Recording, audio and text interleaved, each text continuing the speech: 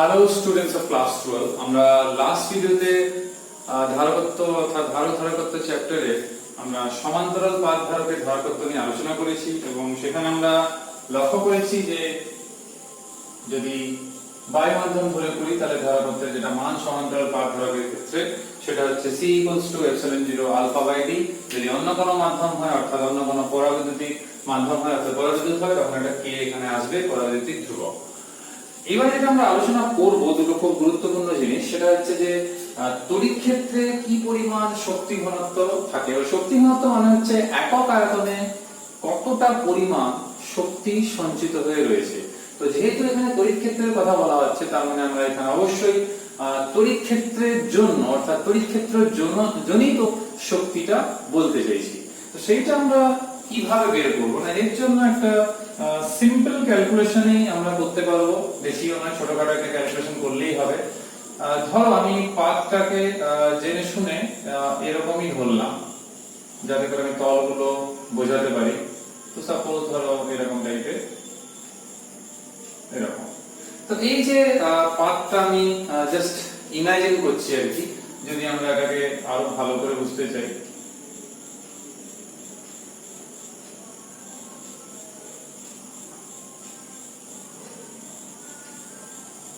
তাহলে এই যে পাত রয়েছে, যদি আমরা এটাকে ধনাত্মক আধান আর এখানে ঋণাত্মক আধান যদি আমরা বলি, যেরকম আমরা আগের ভিডিওতে নামকরণ করে করছিলাম, তো স্বাভাবিকভাবে তড়িৎ ক্ষেত্রের যে অভিমুখটা সেটা স্বাভাবিক a to b থাকবে। যেহেতু পজিটিভ চার্জ এদিকে নেগেটিভ চার্জ রয়েছে, বলরেখা সেই বরাবরই ক্রিয়া করবে। এই ক্ষেত্রে আমরা যদি এটা একটা সমান্তরাল পাত ধারক ধরেই করি আর এদের মধ্যে যদি দূরত্ব d, প্রস্থচ্ছেদের ক্ষেত্রফল আলফা যদি ধরা হয়, তাহলে আমরা দেখেছি এইটা ছিল সমান্তরাল পাত ধারকের ক্ষেত্রে এই জিনিসটা ছিল। তো এবারে যেহেতু সঞ্চিত শক্তির কথা এখানে আসছে, তো তড়িৎ ক্ষেত্র প্রাবল্য কত হবে না আমরা জানি যে v e * d, তার মানে এইটা আসছে। তাহলে e v/d, অর্থাৎ যে বিভব পার্থক্য তড়িৎ বিভব বাই প্লেট দুটো কিংবা পাত দুটোর মধ্যে দূরত্ব। তোমরা জানো যে কোনো আহিত পরিবাহী কিংবা ধারকের ক্ষেত্রে যে সঞ্চিত শক্তির পরিমাণ সেটা হচ্ছে হাফ c/v²। তো আমি বায়ু মাধ্যম ধরেই যেহেতু ক্যালকুলেশন হইতো সেরকমই রয়েছে, আমি চেঞ্জ করছি না। আর যদি বায়ু মাধ্যম না হয় অন্য কিছু হয় তখন এটা কে ইনক্লুড করতে হবে। তাহলে এখানে যদি আমরা ভ্যালু বসাই ইনটু v² e² v², তো এটা হচ্ছে অ্যাকচুয়ালি সঞ্চিত শক্তির পরিমাণ। কিন্তু শক্তি ঘনত্ব মানে যেটা তোমাদেরকে মনে রাখতে হবে, শক্তি ঘনত্ব মানে হচ্ছে শক্তি বাই আয়তন।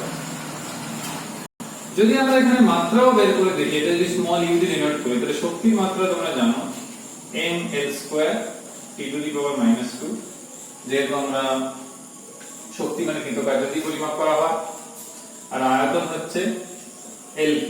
তাহলে এখানে যদি মাত্রা বের করা হয় তোমরা দেখো এরকম আসছে।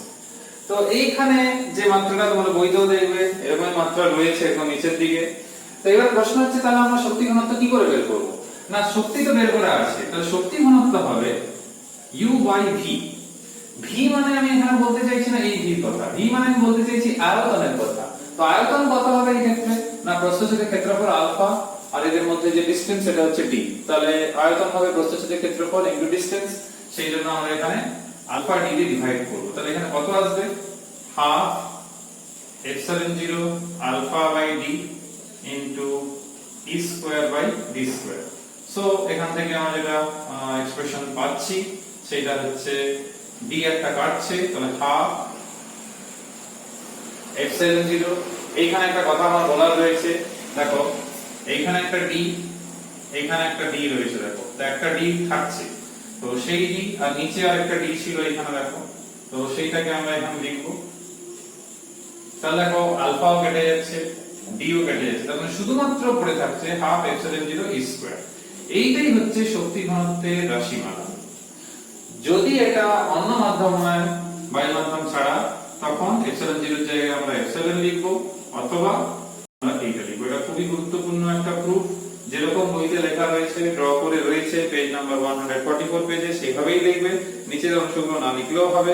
এটা মাথায় রাখতে হবে যে এটা কিন্তু যে শুধুমাত্র যে সমান্তরাল পাত ধারক ধরে করা হচ্ছে বলে প্রযোজ্য তা নয়, সবার ক্ষেত্রেই প্রযোজ্য, যে কোনো তড়িৎ ক্ষেত্রের জন্য প্রযোজ্য। কিন্তু সমান্তরাল পাত ধারক দিয়ে এই কারণে করা হয় ক্যালকুলেশনের সিম্পলিসিটির জন্য, এই কারণে আমরা এটা ধরে করছি, কারণ খুবই সহজ ক্যালকুলেশন, 2 মার্কসেরই থাকে আর সহজে বোঝানোর জন্য এটা ইউজ করা হয়। তো এটাই যে সব অন্যদের ক্ষেত্রে প্রযোজ্য হবে না সেরকম কিন্তু নয়।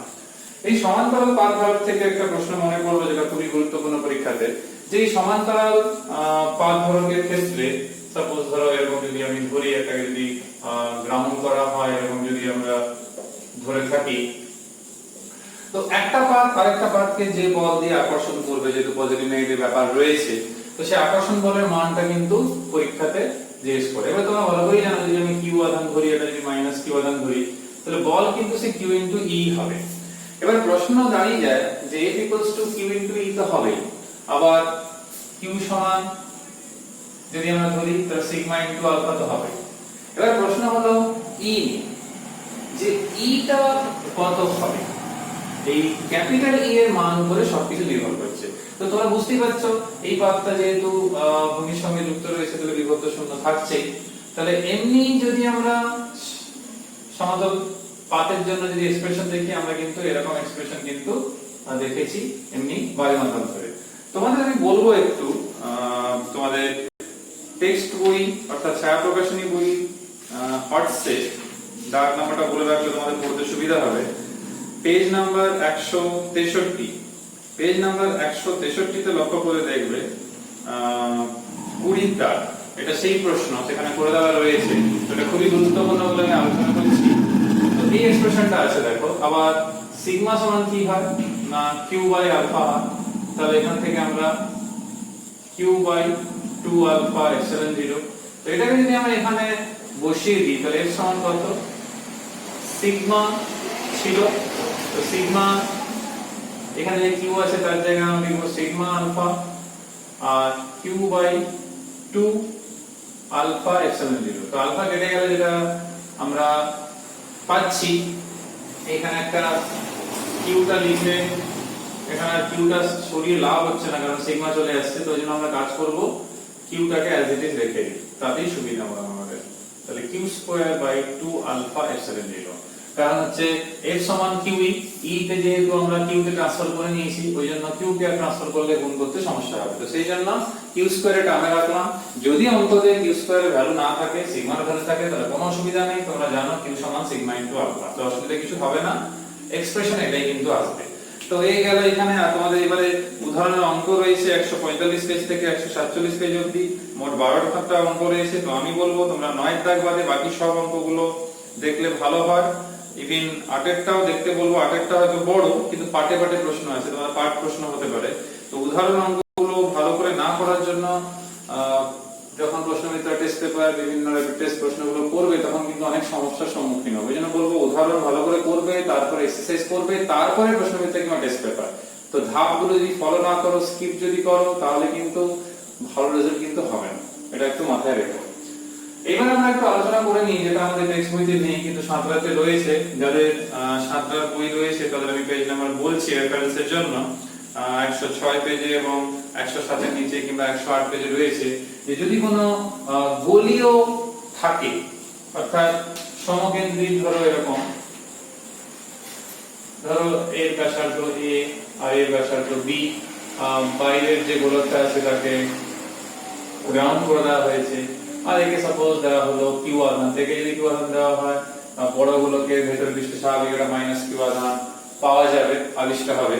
তো এবার জিজ্ঞেস করছে যে এই গোলীয় ধারকের ধারকত্ব কত হবে সেটা জিজ্ঞেস করছে। তাহলে দেখো বাইরের গোলকটা তো ভূমিস্থ করা হয়েছে, গ্রাউন্ডেড করা হয়েছে, তো এই ক্ষেত্রে যেটা বিভব হবে শূন্য, কিন্তু ভেতরের গোলক যেটা রয়েছে তো এটাকে আমি যদি v2 নাম দিই বাইরের গোলকের জন্য, তো ক্যালকুলেশন কত সহজ দেখো, ভেতরের গোলকের জন্য কত হবে না q by 4 pi epsilon 0 a আর মাইনাস যেহেতু q by 4 pi epsilon 0 b।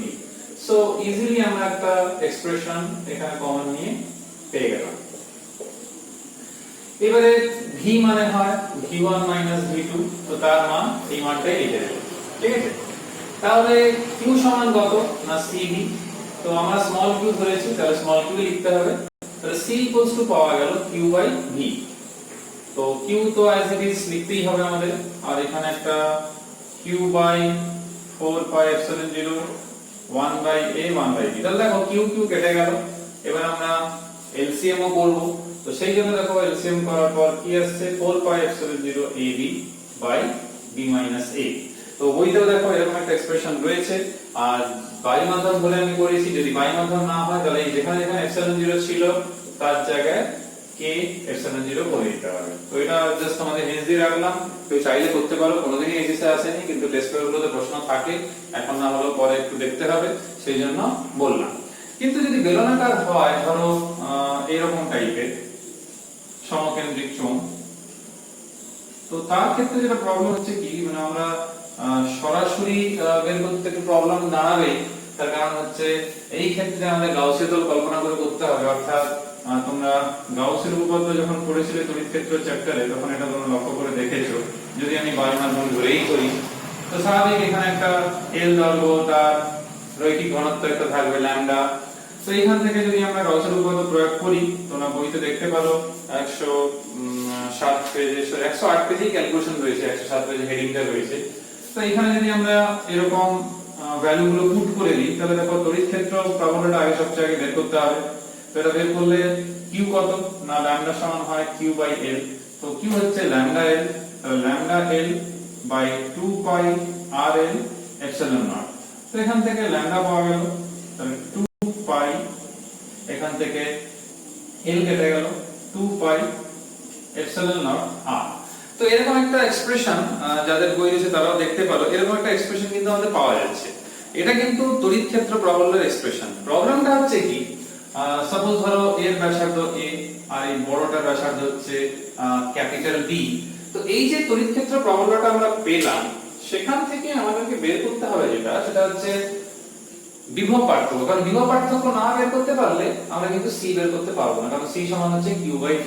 তো বিভব পার্থক্যের যে তোমরা জানো E equals to minus dv by dr, so v equals to হবে এরকম E dot dr, যদি আমি ভেক্টর আকারেও বলি।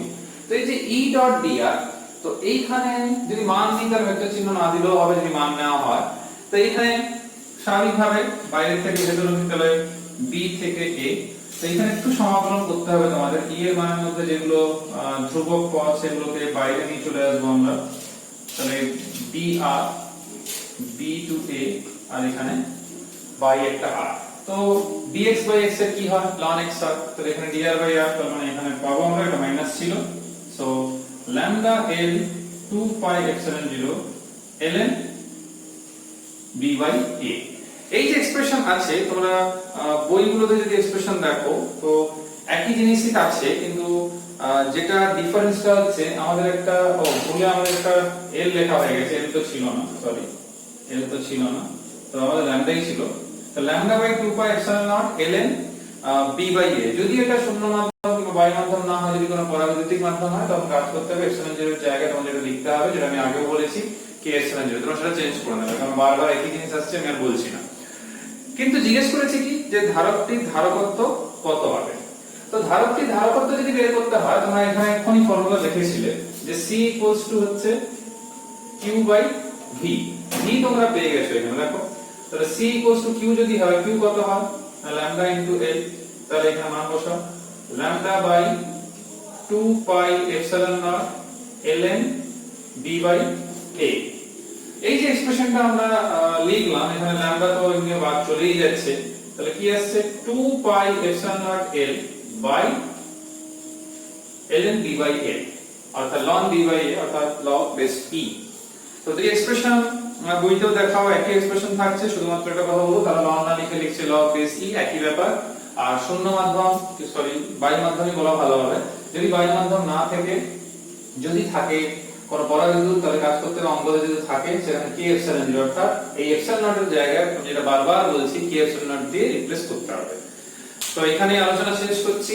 আমরা একটা অংশ কমপ্লিট করে নিলাম, আর আমাদের ধারকের এই চ্যাপ্টার ধারক ধারকত্ব জাস্ট দুটো ছোট পার্ট থিওরিতে রয়েছে।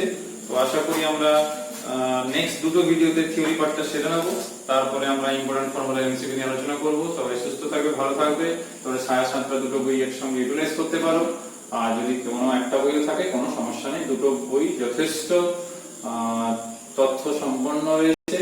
তো ছায়ার বইটা অবশ্যই ভালো, নিউমেরিক্যালসের জন্য তো অবশ্যই ছায়ার বইটা বেশি ভালো। থিওরি কিন্তু সাঁতরাতেও খুব ভালো, সাঁতরা ছায়া দুটোই ভালো।